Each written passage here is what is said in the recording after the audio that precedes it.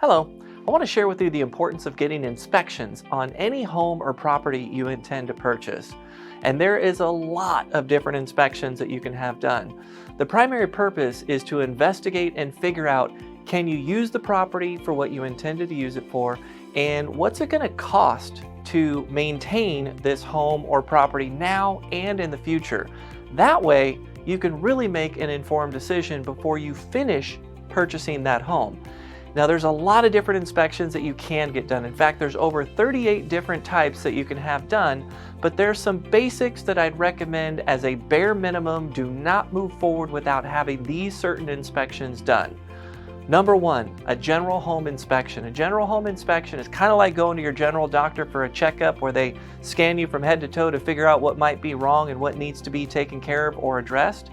A general home inspection does that as well, from the roof to the foundation and everything in between. They're looking things over, they're testing different things to see what is possibly broken or needs further maintenance or further investigation. So that would be one at minimum. Another one would be the roof.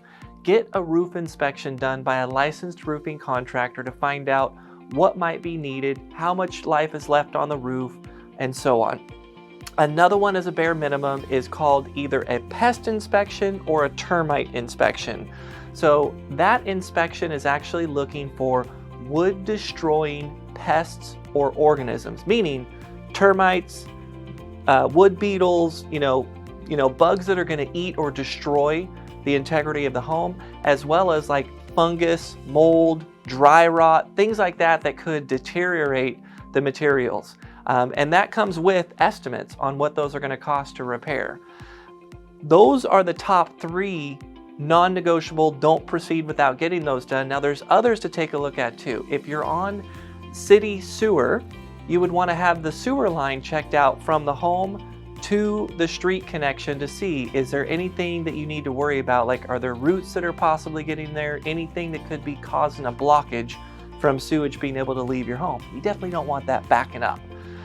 If you're not on city sewer and you're on a septic system, there's a separate type of inspection to have to check out that septic system.